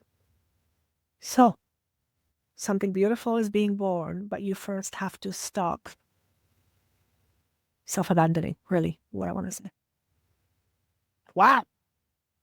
You said directly to me there, Joanna. Thanks a million. Oh, the powerful message. Do you resonate with that? Rising over here. You're rising things. Chime in if you're also Scorpio rising and you felt like that was a personal. Do you resonate with that? Does it resonate? Not a personal attack, a personal reading. Oh, all with love. All with love. Sagittarius. We've got the full moon in Gemini happening in your 7th house on December 4th. This is all about your people, your marriage, your best friends, the business partners. Okay. There's going to be a clarity moment regarding your people. Mercury in Sagittarius happening in your 1st house on December 11th. This is about your message taking the lead. Mars in Capricorn's happening in your 2nd house on December 14, 15. This is about a strong urge to earn more money, to invest wisely and invest in yourself and have a little bit more self-worth. The coupling again, I can sense. New moon in Sagittarius is happening in your 1st house on December 19. This is that Triatlas step we were talking about at the beginning of the video. This is about a personal reset for 2026. I wanted to scream this one to you, Sagittarius people, because it's going to be brand spanking new for you in 2026. Oh, I'm excited. I've got a daughter who's Sagittarius rising. Excited for her. Sun into Capricorn in your 2nd house on December 21. This is the solstice. So like fresh, new chapter regarding your self-worth and your income, because once you know your worth, the income flows. You know, it's the cycle of money. Money isn't a thing. It's a mindset. There's big stuff for you, Saggy. Venus goes into Capricorn also in your 2nd on December 24th. Ground your vision into a budget. And it's going to be money, Saggy. Okay. Feel how's the December going to feel.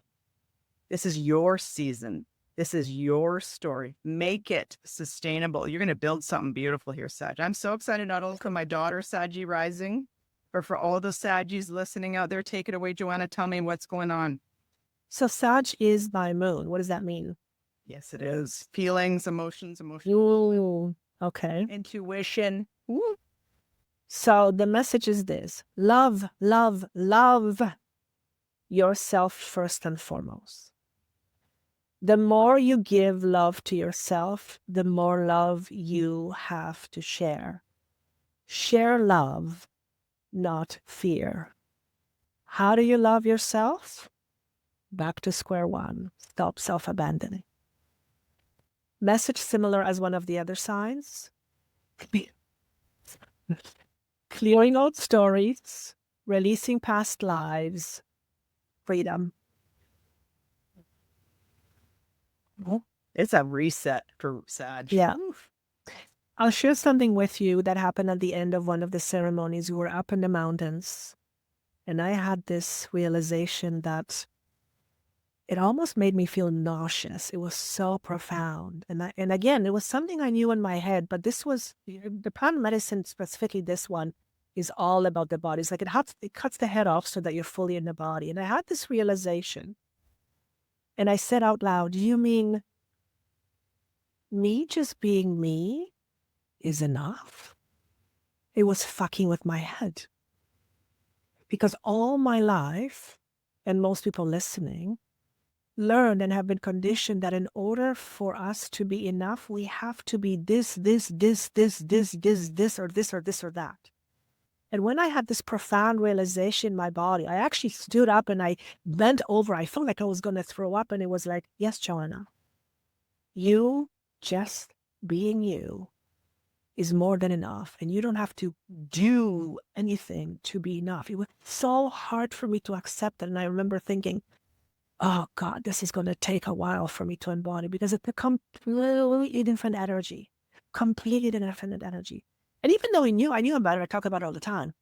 This was in the body and it felt so big. It felt like my body was just stretching. I literally felt like I was going to throw up because that kind of energy is just massive.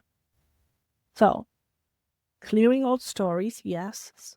Releasing past lives, yes. Freedom from your outdated stories and limitations. Be yourself more fully because that, and I mean, that is your greatest gift you bring to the world. That's your medicine. Mm-hmm. Wow, these readings have been huge today. Is it a surprise?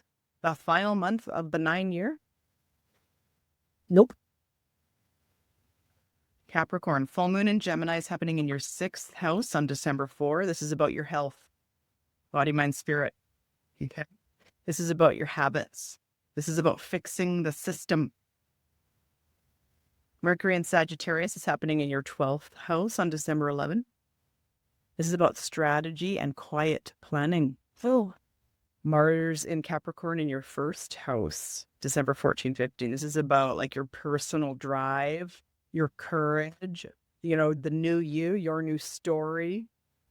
New moon in Sagittarius is happening in your 12th house on December 19. This is a 3-eye atlas step we were talking about at the beginning of the video as well. This is about your intentions behind the scenes. This is about letting it go. This is about like you've lived that thing and you've done the thing and now it's over. Okay. And it's new. You're going to be coming into new energies with this new moon and new mindset happening. Sun goes into Capricorn in your 1st house, baby. Okay. This is on December 21. This is the solstice.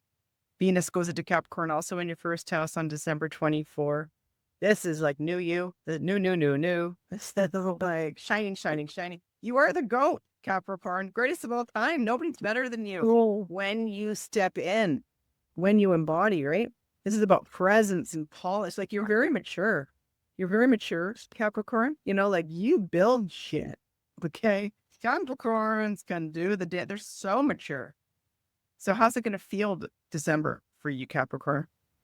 Quietly prepping for building the huge thing, for being the leader. It's a quiet prep month for you because what you're stepping into, Capricorn, truly this is your GOAT era. Like it's coming up.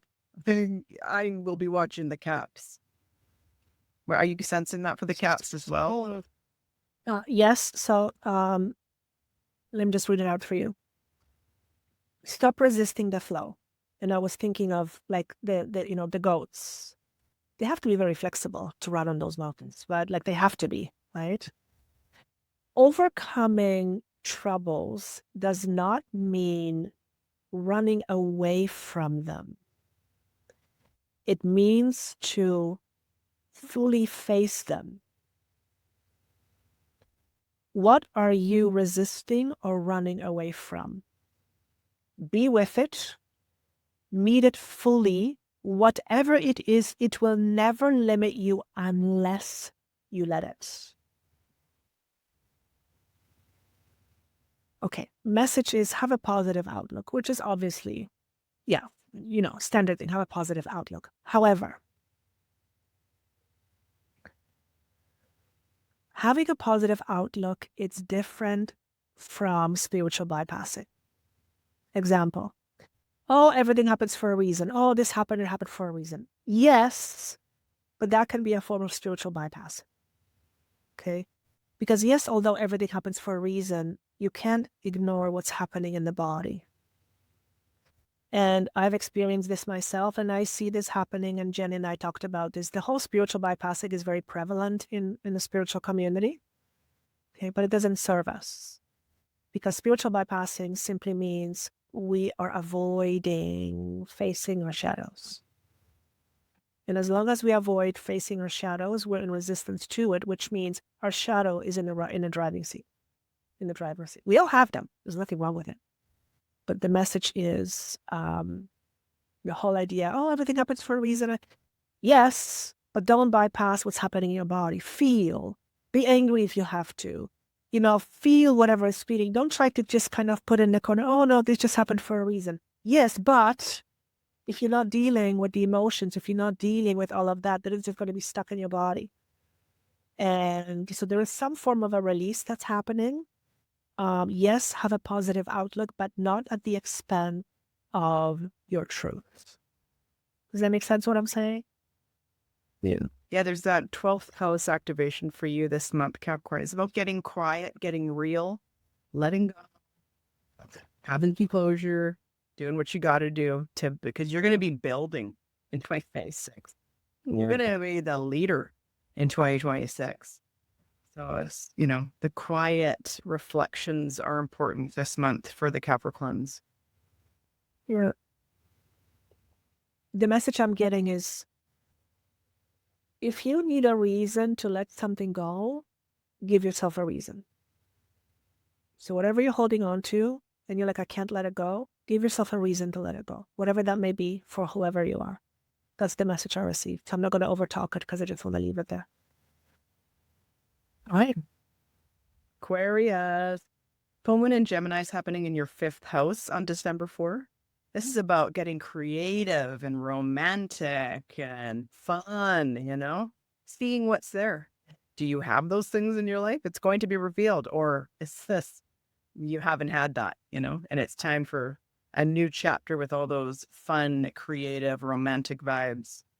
Mercury in Sagittarius is happening in your 11th house on December 11th. This is about community. This is about social reach. This is about collaborations.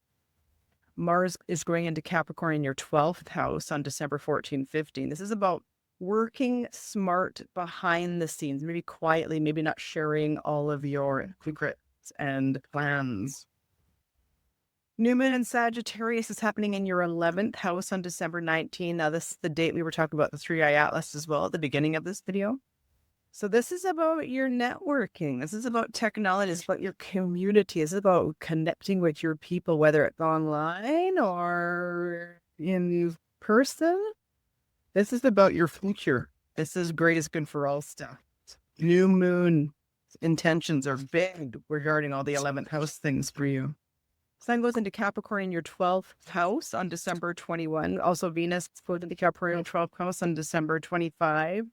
So that's the solstice on the 21st. New chapter regarding 12th house things, let go like goddess. That cycle's over.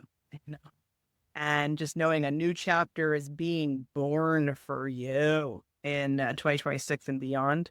So there's a quiet refinement before the January liftoff for you in December. Like, I would advise taking it easy and resting and meditating and journaling. And, you don't need to build it all right now, Aquarius, because it's going to be beautiful. And your people are coming, right? Like, that's what I sense for you. The tribe is coming in. So how's it going to feel? How's December going to feel for you? First, you're going to have to incubate, the hibernation feel. January is going to roll out beautifully for you. But first, it's getting real, feeling the feels. Don't overshare, Aquarius. You're very smart, and January is going to be great for you. But can you get quiet? Can you, Aquarius? What are you feeling for Aquarius, Joanna? So the word that came through was forge, and I'm just looking at what it means. To forge something is to shape or create it with strength, heat, and will. Think of it as a blacksmith forging iron through fire. Spiritually, it means actively creating something new on your path, identity, relationship, or reality through the heat and intensity of your own transformation, trials, or devotions. And also moving forward with determination. So the word forge, you can look at what the word means to you spiritually. I feel that you're also at a building stage. Okay. Now, whenever we build something, foundation comes first. We can never, well, we can, but we would never really want to build a house on a weak foundation, because that foundation will never sustain whatever we build on it. So your solid house has to be built on a solid foundation. Whatever you're building, make sure it's built on a strong foundation. So I said, just give me an example to give people some context. For example, for the longest time, and this was mostly unconscious until recently, one of my foundational pieces around relationships was that I can never trust men. Okay? So obviously, if I have that belief, then it's going to limit how I show up with a relationship with my partner, because it says I don't trust him, which means I'm not safe, right? So if I am not safe and I don't trust him, which is my story, not the truth, I'm going to limit myself, which means I will never be able to experience the fullness of what the relationship can offer me, because I won't allow it. So if you're going into a new relationship, examine your foundational pieces around what relationship means to you based on the life you have experienced and based on the story that you have attached to what relationship means to you. Same goes with money. If you have a belief system or a foundation that says, I will never have enough money, because you come from a space that says, my family has always been poor, that's a foundational piece. And to Jenny's point, if you hold that truth, you will inevitably create based on that truth. Yes, you may have come from a space where money was scarce. That was then. It doesn't have to be future. But as long as you hold onto that story, that foundational piece, inevitably you're going to just recreating your truth over and over again. So this is about examining your foundational pieces, whether it's relationships, jobs, careers, abundance, whatever it means. Make sure that whatever you are building and structuring, it's built on a strong foundation. So this is like looking underneath the hood of the car to see what the workings are, to make sure that everything is working properly. You would never go out on a trip, a long, long trip, driving your car without making sure that you have enough oil, you have enough gas, your engine is, up to par, because you'd be taking unnecessary risks. Does that make sense what I'm saying? The message is halls of learning, spirit guides, confirmation, great lessons. So what this feels to me is like you're stepping into a space in time where a lot of wisdom is being imparted to you. Not because it's being forced to you, but because you're opening up to this wisdom. Again, like looking under the hood of the car to see, to see the inner workings. So you are opening up to something a lot more than what you are used to. And all it takes is your willingness to look deeply into yourself. Again, what we talked about at the very beginning, whatever pieces and truth you are holding on to in 2025, especially ones that are limiting, if you take it to 26, 27 and beyond, you are going to be bringing that heaviness with you. And that will be partly your creative process. You don't want to, I don't think you want to do that. I mean, if you want to, at least do it. Damn it, I'm going to limit myself in 2026. Go for it. I mean, my God, go for it. But you are going to be experiencing the evidence of that. So if you'd rather not, then do yourself a favor and just examine the pieces that are old, outdated, and quite frankly, most of them don't even belong to you. They're just passed on from ancestors. So Yeah, there's such a theme yeah, about building your community and connecting with your people. But like Joanna said, like first you got to build the foundation. You got to get real about yeah, the communities, the people you surrounded yourself with, the stories you believe. You got to get real about all that stuff in this month so that you can yes, dream yeah, in 2026 and beyond. yeah. And for some of you, this is gonna ring true for you. The belief, the fundamental belief, not just in your head, but in your body, that you have something valuable to offer. You do. If you believe that you don't, it's a belief. Everyone has something valuable to offer. Everybody comes equipped with gifts and skills, and then we learn and acquire along the way. But you intrinsically have something of value to offer. If you don't believe that you do, you're going to limit yourself by thinking that you constantly have to validate yourself or get validation from outside to validate your worth. I think you talked about worth before, right? So that might be some of your belief systems that you have nothing to offer, or that, what you offer is not very valuable. I'm going to be very blunt and say this: bullshit. Bullshit. But if you want to believe that, that's up to you. You're the boss. You're the queen or the king of your house. That's up to you. I'm just going to leave it at that.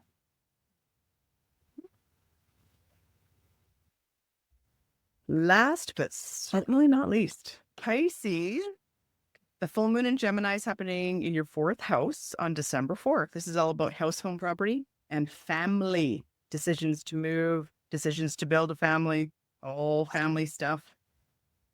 Mercury and Sagittarius in your 10th house on December 11. This is all about your career, your public reputation, how you're showing up. Yeah, same for verification. Mars in Capricorn is happening in your 11th house on December 14, 15. This is all about your community, your leadership among your peers, about building the dream with all of the people and finding your people. Okay. New moon in Sagittarius is happening in your 10th house on December 19th. So this is that 3-eye atlas information we were talking about at the beginning of the video as well. So for you, a new moon in your 10th house, okay, set career goals. Okay. Set career goals and public reputation goal. Dream big, Pisces, when it comes to your career and how you're seen. Okay, Sun goes into Capricorn in your 11th house. This is the solstice on December 21. Venus also goes into Capricorn in your 11th house. This is about your people, your community. This is finding your people. This is the dream. Big stuff for you, Pisces, okay? Allies and your platforms are going to grow, Pisces. How's it going to feel for you in December? Anchor the home fronts. Deal with the family stuff, okay? Then you're going to be building the dream career. First, family stuff, house, home, property stuff. That's what's happening in December for you. And then all the way career and public reputation stuff. Pisces, wow. Are you picking up on that stuff too, Joanna? That is so funny. So first and foremost, the word is awesome. Now, my North Node is in Pisces, is it not? Okay, because I kind of thought, I think that might be for me. Let it roll. Woohoo! Don't rush to anything. Let it unfold. It won't all be easy, but it will all be worth it. Stay centered to your inner truth, or committed to your inner truth. What do you want to create? How do you want to be remembered? Let that be your North Star. You've got this. You've done this before many, many, many times. The message is one of graduation. So this is a massive turning point if you're Pisces, and my North Node has been Pisces. But it also somehow relates to the collective. My mind is not, I don't want to do it with my mind, but there's something, whatever it is that you are here to quote unquote do or share, has a lot to do with the collective consciousness. Okay. And you are at the space now where you are aligning yourself with what your soul is here to do. It doesn't mean that you have not been aligned before, but you are stepping in a completely different territory. I feel massive and it's full. And I'm trying not to get into it because it's never on my side. So you've done this many, many times before. It may feel a little bit intimidating at first, but it's nothing you can't handle. Okay? Watch for blind enthusiasm. In other words, not every shiny object is what it seems to be.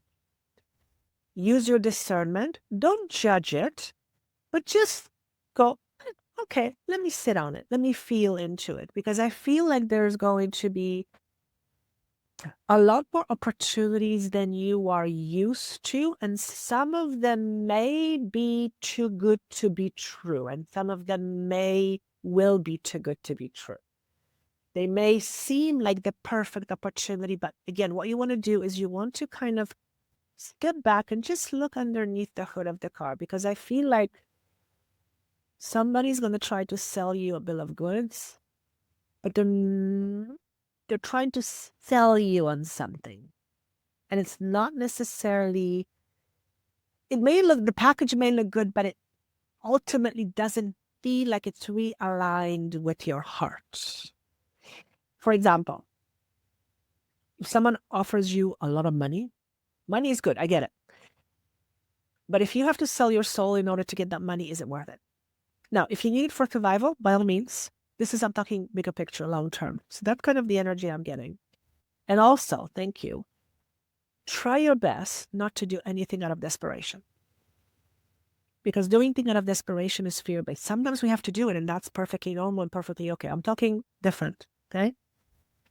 If something is being offered to you, don't take it out of desperation unless you absolutely have to, but I'm not talking about that. Sit on it, feel into it, drop into your body, ask your heart for feedback, and then proceed with discernment. So it looks like there's going to be a lot of shiny objects presented to you. And great, but don't jump into anything too quickly. And here's why. You have a tendency to undersell yourself, okay? And some of these shiny objects may be those little things that you've always wanted but never had, and you might have this natural reaction to just grab onto them. They might not be the best things for you. Does that make sense what I'm saying? It's a really interesting message. Yeah. Because there's such a career activation for Pisces. Like rolling into 2026. So yeah, if all these shiny, like, oh, this job, that job, or yeah, know your worth. Okay. Yeah, exactly. And if you're signing a document or some sort of contract, make sure you use the proverbial magnifying glass to read the fine line. I remember a few years ago, I had a lady who she jumped on board, or she wanted to jump on board with this reader who wanted to hire her and all of that. And then she didn't read properly the document, and something at the very bottom of the document, it was something about, it was something that wasn't favorable to her. And she had the document looked by somebody else, and they said, "Did you see what this said? Are you okay with that?" She's like, "No." It's like, okay, then you got to look at the fine print. Okay, look at the fine print, because you want to make sure that all of it is aligned with you. Because if it's not, you might find yourself down the road wishing you haven't done so. That's also, she's not a warning. It's just, listen, be resourceful, but also be conscious of what's presented to you, because not everybody has your best interest at heart, because they're looking at their best interest. You want to make sure that you're aligned. That's all I'm going to say. And that speaks to me too, so that'll be interesting. Yeah, there you go. Wow. Okay, those readings were so powerful. We did it. Of the 9-year. Mm-hmm. We made it. Oh my God. WTF and OMG. What a year it's been. Changes, endings, closure. It's onward. That energy and new energy 2026 and onward. So this is the final month to rest into it, to put your feet up if you can. All the signs were encouraged to rest, to, journal on it, to discern on it, to think about it, to feel about it before the new year. So, yeah. Wow. Thank you for sharing your channelings. I would like to share one final message that I received at the very beginning before we actually got on the podcast here. Whatever you have heard from today, whatever things you are going to be shuffling through, just know that we are all divinely supported. Okay. Again, the universe has no other option but to support you. Your support may not arrive in the package that you want. It does not mean that you're not supported. Sometimes the universe will support you by putting something in front of your face to test whether you have the guts and the free will to say, no, thank you, that's not for me. That's the universe supporting you. Okay? So it comes in various ways and a lot of time in unexpected ways, but always ask support, ask for guidance, but be open to how it shows up. Okay?